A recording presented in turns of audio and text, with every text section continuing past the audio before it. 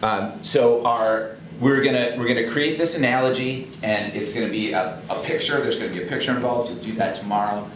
There's gonna be a lot of thinking involved. You're gonna do a lot of that tomorrow. But it all starts with really having an understanding of what some of these cellular structures and organelles are. Not a lot. There's a relatively small list on here. And here's what I want you to, how I'd really like you to approach this, is I'd like you to, given the amount of time that we have, which is gonna be about like 35 minutes, I would like you to really dive in to what these things are. So let me give you an example. If we were to talk about, like, let's talk about something that you know a lot about. Okay, so is there anybody in here who plays baseball or softball? Raise your hand if you play baseball or softball.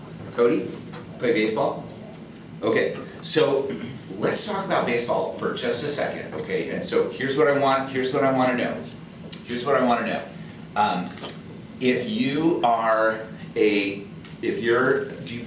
What position do you like to play? I like to pitch. You're a pitcher, okay. So if you're a pitcher, that's not a pen. If you're a pitcher, then you will, this is you by the way, you will take the ball, right? And you throw it, and the ball, like, goes this way. What's your average pitch speed, do you know? Any idea? What's that? They don't tell you, okay. Well, I'm gonna guess, if you've been pitching for a while, and this is actually a guess, I have no idea, like in the major leagues, like 90 miles an hour is a pretty decent fastball rate. I'm gonna just guess that a ninth grader who's a pretty decent pitcher might 60 to 70, do you think that's possible? Okay, so we've got this pitch that's moving somewhere between 60 and 70 miles per hour. Now, when you pitch a baseball, does it just go in a straight line? No, why not? The seams. Okay, but if I threw it, like, so could you throw a ball, so if you were looking down at the top, could you throw a curveball? You know how to do that? So a curveball, if you look down from the top, it goes like this, okay? We also know when we throw things that they curve this way too, right? Things arc because of gravity. So that means that when Cody throws a curveball, that ball is arcing in 2 dimensions at the same time. One that is up and down, and gravity is doing a lot of that, and one that's side to side. So it follows a curved path. Is that, okay, so we're talking about baseball, and we're talking about something that we know. We're talking about something in particular that Cody knows pretty well. He's a pitcher, so he knows this stuff. We've got this ball, and it's moving in a curved path. What makes it move in a curved path up and down?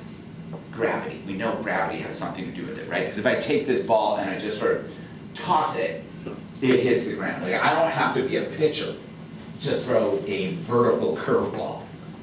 But if I want this ball to curve this way, or this way, could you do that with a tennis ball? Probably not. Why not? It seems. It's like It has seams on it. Catch the air. Catch the air? The seams catch the air? Okay, so this is where it gets interesting. Yeah, Somebody CJ? like throw like arms as a kid. Gravity. So let me be really clear about what's going on here. Is that we have 2 knowledgeable people, at least in this classroom. These 2. And one person who doesn't know a lot. Like, I know a little bit about baseball. If we were watching a baseball game, you could probably watch the pitches and tell me what kind of pitches they were. I couldn't. I do a pretty good job on TV of being able to see whether it was a strike or a ball. Like, I try to beat the plate umpire for that. But I can't tell you if it was a knuckleball or a curveball or a slider or whatever. I don't even know what those look like. The reason I chose curveball is because that's the only one that I have a fighting chance of making a description of. Here's the thing. The vertical arc is caused by gravity. The horizontal arc of a curveball is caused by what? Cody is saying he doesn't think he could do it with a tennis ball. and CJ is saying something about grabbing, and you're saying something about the seams. So what causes the ball to curve?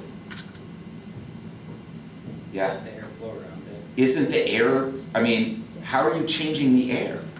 You don't change the air, but the ball changes the air around. How do you change, how does that happen? Because of spin rotation. Okay, so here's where we really start to get into some interesting stuff.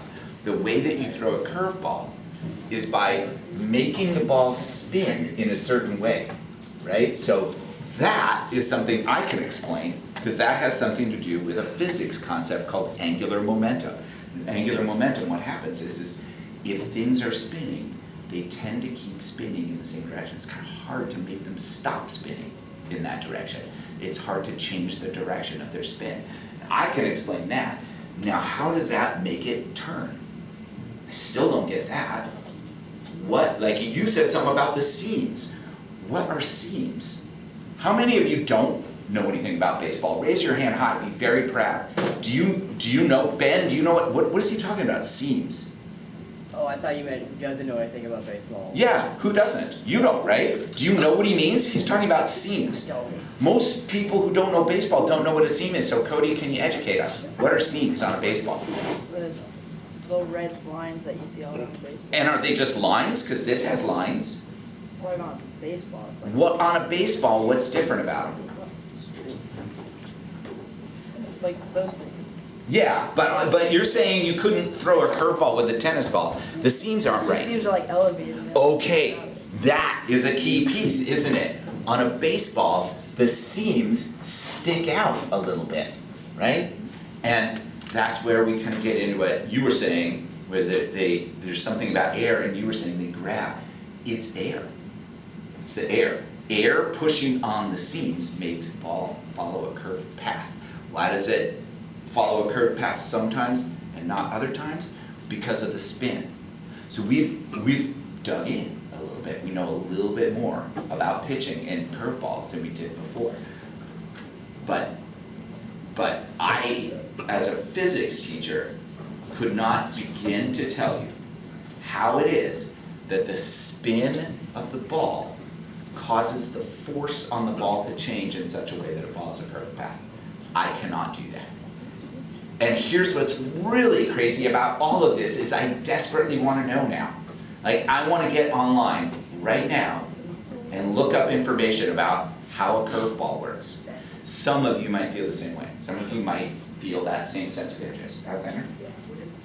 Should I just be that it's like quite literally just rolling through the air, just like as in it was on the ground? I guess. I don't know. I mean, I know rolling on the ground works with friction.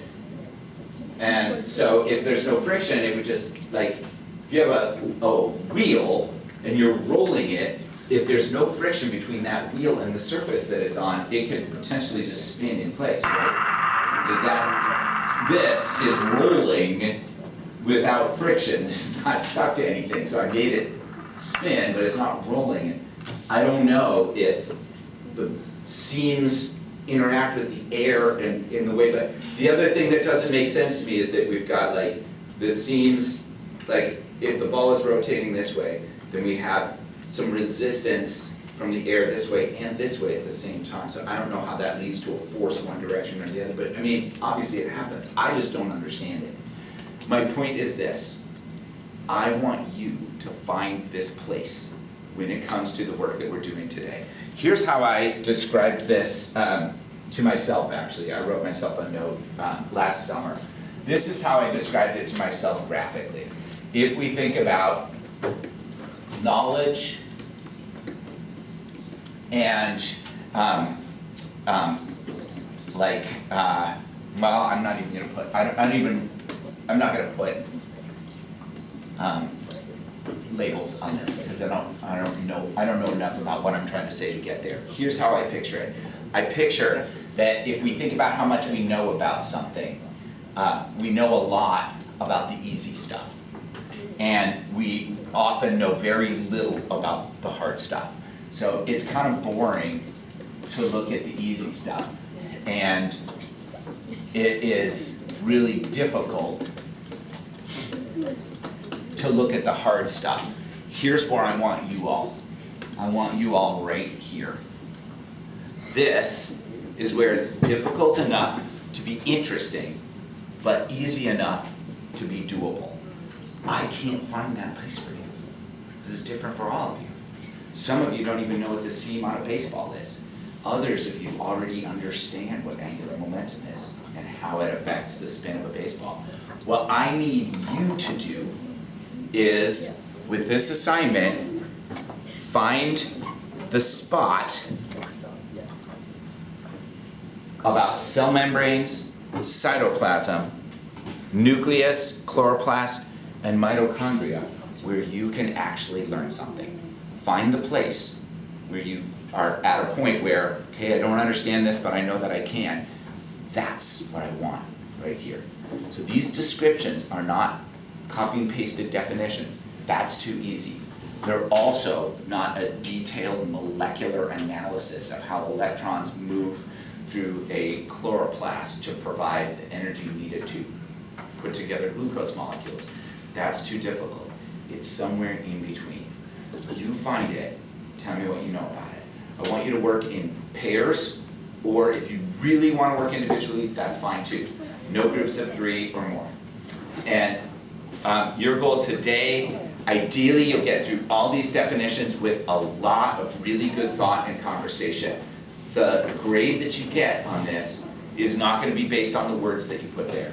It's going to be based on the understanding that you build in your brain, what I see of that. All right, let's see what you can do.